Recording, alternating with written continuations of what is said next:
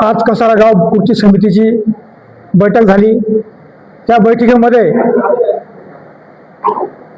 सर्व नागरिकांचा आमच्यावर विश्वास आहे, समितीवरती हे दाखवून दिलं।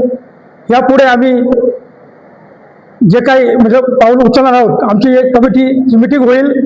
त्या मीटिंगमध्ये आम्ही पुढील तुम्हाला दिशा देणार आहोत। आज या मीटिंगमध्ये कसारा बचाव कृती समितीच्या वतीने एक प्रसिद्धी प्रमुख म्हणून नितीन नाडेकर हे काम बघणार आहेत। यापुढे सर्व नागरिकांनी नितीन नाडेकर यांची हे जे प्रसिद्धी करतील त्याच्यावर विश्वास ठेवायचा, आमच्या कमिटीवर विश्वास ठेवायचा बस।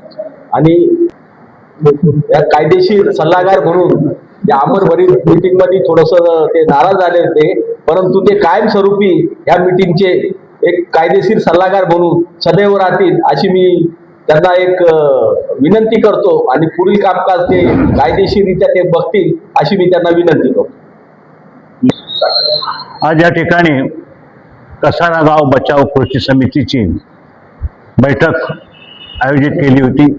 खेळीमेळीच्या वातावरणामध्ये ही बैठक पार पडली। लोकांमध्ये संभ्रम होता की मोर्चा रद्द का झाला। तर आपल्याला समजा पुढे जायचं असेल तर एक पाऊल मागे घ्यायचं आहे।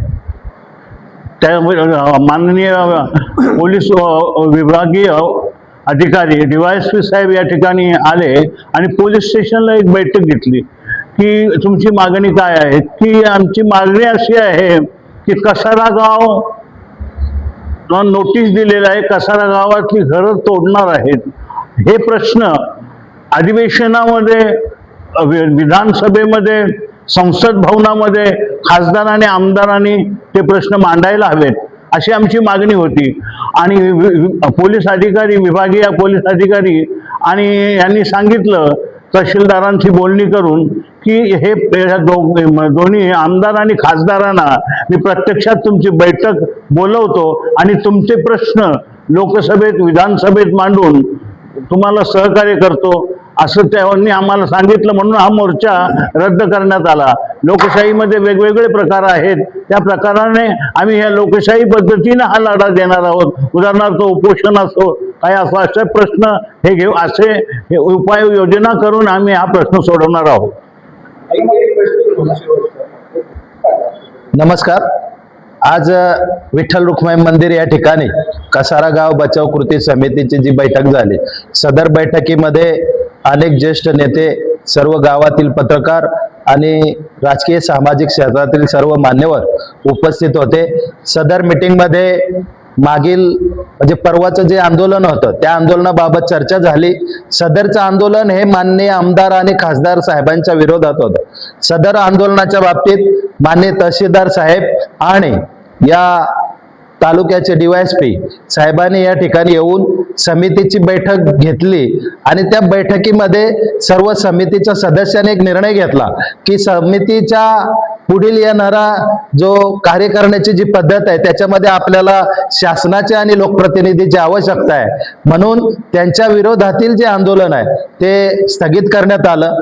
व्हॉट्सअपवरती बरेचसे काही माझे सहकारी हे या समितीच्या बद्दल किंवा आंदोलनाबद्दल एक वेगळ्या पद्धतीने टिप्पणी करतात। कृपया ज्या असे लोक टिप्पणी करत असतील याच्यावरती नागरिकांनी विश्वास ठेवू नये। तसेच आपल्याला पुढं आंदोलनाची दिशा थोडीशी बदलत आहे। सदर आंदोलनाच्या याच्यामध्ये आपल्याला पुन्हा एकदा आपापले डॉक्युमेंट जमा करायचे आहेत। त्याच्यामध्ये आपलं मतदान कार्ड, मतदान यादीतील मतदान कार्ड, रेशन कार्ड प्लस तुमचं ग्रामपंचायतचं असेसमेंट उतारा, शिधापत्रिका आणि एक सर्वात महत्वाचं ग्रामपंचायत जो आपण दाखला दिला, असे जे मागील ज्या फायली आपल्याला बनवून दिलेल्या आहेत सदरच्या फायली पुन्हा एकदा आपल्या वार्डातील जे सदस्य आहेत, ग्रामपंचायत सदस्य, त्यांच्याकडे जमा करायचे आहेत। कारण भविष्यात आपल्याला एक कोर्टात जाण्याची आवश्यकता भासू शकते। म्हणून आपण कृपया नागरिकांनी ज्यांच्या नोटीस आलेल्या आहेत त्यांनी न चुकता येत्या 2 ते 3 दिवसामध्ये फाईल जमा करून ग्रामपंचायत सदस्यांकडे द्यायचे आहे। सर्वांना सविनय जय भीम। 3 तारखेला 3 एप्रिल रोजी कसारा गाव बचाव कृती समितीच्या वतीने कसारा गाव बंद आणि मोर्चा असं आंदोलन पुकारलेलं होतं. ते आंदोलन 2 तारखेला संध्याकाळी 7 वाजेच्या सुमारात तुर्तास स्थगित करण्यात आले अशी घोषणा करण्यात आली. तुर्तास स्थगित केलेलं आहे, ते कायमचं बंद केलेलं नाहीये. आपल्याला अपेक्षित असलेलं यश जर मिळालं नाही तर ते आंदोलन पुन्हा नव्याने उभं केलं जाईल. परंतु व्हॉट्सअपवरती आणि कसारा गाव बचाव कृती समिती च्या मधील काही सदस्यांबाबत गैरसमज पसरवण्यात आले. त्या गैरसमज बाबत मी या ठिकाणी स्पष्ट करू इच्छितो की VC वरती सन्माननीय तहसीलदार परमेश्वर कासोळे साहेब होते, DYSP साहेब समोर बसलेले होते. कासोळे साहेबांनी मला मोजणीमध्ये काय घडलं त्या संदर्भात प्रश्न विचारले. मोजणीमध्ये घडलेला जो काही प्रकार आहे तो मी कासोळे साहेबांना सांगितला आणि त्यानंतर त्यांनी मला प्रश्न विचारला की जर सर्व आपल्या हिताचं होत आहे, बघा प्रश्न पुन्हा एकदा मी शब्द पुन्हा एकदा मी अधोरेखित करतो की जर सर्व आपल्या हिताचे होत आहे तर मग आपल्याला आंदोलन करायची गरज काय? मोजणीमध्ये जे काही निष्पन्न झालेलं आहे त्यानुसार रेल्वेचा जो दावा आहे की बाजारपेठेतल्या टपऱ्या रेल्वेच्या जागेत आहेत, तर ते मी पूर्वीपासून सांगत आल्याप्रमाणे मोजणीतही सिद्ध झालेले आहे की ते रेल्वेच्या जागेत नाही आहेत. त्याचप्रमाणे मिलिंदनगरचा भाग असेल, देऊळवाडीतला भाग असेल, आंबेडकर नगर मधला काही भाग असेल, तानाजी नगर मधला काही भाग असेल, ह्या भागात जिथे जिथे रेल्वेने दावा केलेला आहे त्या भागात 90% रेल्वेचा जो दावा आहे तो खोटा ठरवण्यात जी काही मोजणी आहे ती मोजणीनुसार आपण यशस्वी झालेलो आहेत. आणि म्हणून तहसीलदार साहेबांनी विनंती केली की जर आपल्या गावाला अपेक्षित असं यश आपल्याला मिळतंय तर मग बंद करून आपल्याला मिळणार काय आहे? तर प्रश्न होता की आपले जे काही लोकप्रतिनिधी आहेत त्या लोकप्रतिनिधींनी गावाकडे आतापर्यंत दुर्लक्ष केलेलं आहे आणि फक्त त्या लोकप्रतिनिधींच्या विरोधात आमचं आंदोलन आहे. तर त्यावरही तहसीलदार साहेबांनी सोल्युशन सांगितलं की कदाचित तुमच्याकडनं काही कमतरता झाली असेल तर येत्या 8 दिवसात मी आमदार आणि खासदार यांची संयुक्त बैठक लावतो. मी आणखी त्यांना विनंती केली की त्या संयुक्त बैठकीमध्ये रेल्वेचे अधिकारीही बोलवा आणि ते बोलावल्यानंतर तोपर्यंत आपल्या हातात मोजणीची सीट आली पाहिजे.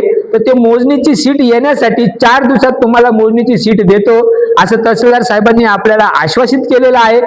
त्यामुळे आम्ही सर्व समितीचे पदाधिकारी सन्माननीय तहसीलदार साहेबांच्या शब्दाचा मान ठेवून आम्ही त्यांना विनंती केली की आम्हाला 5 मिनिटं वेळ द्या, आम्ही चर्चा करतो.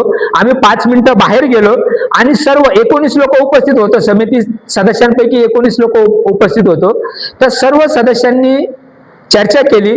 त्या चर्चेतून असं समोर आलं की तहसीलदार साहेबांनी आपल्याला आतापर्यंत खूप मदत केलेली आहे. एक बाब लक्षात घेण्यासारखी आहे की याच्या अगोदर अनेक मोर्चे निघाले, अनेक धरणे झाले, परंतु आतापर्यंत आता जे काही या समितीने कॉन्क्रीट काम केलेलं आहे ना ते काम झालेलं नव्हतं.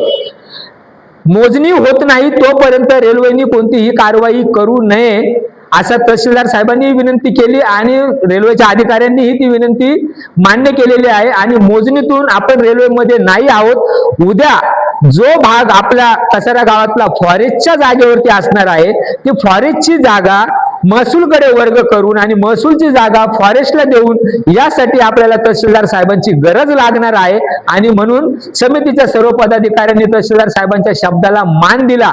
कारण उद्या रेल्वेचा प्रश्न सुटेल परंतु पुन्हा फॉरेस्ट मानगुटीवर बसली तर तोही प्रश्न म्हणजे ह्या समितीच्या माध्यमातून फक्त आम्ही रेल्वेचाच प्रश्न सोडणार नाही आहोत तर ती फॉरेस्ट असेल, महसूल असेल, एकंदरीत 1967 पासून कसारा गावाला गावठाण मिळण्यासाठीचा जो काही लढा चालू आहे तो लढा ही समिती आहे ही पूर्णत्वास नेणार आहे आणि आपल्या कसारा गावाला गावठाण देणार आहे हे मी या समितीच्या वतीने ठासून सांगू इच्छितो.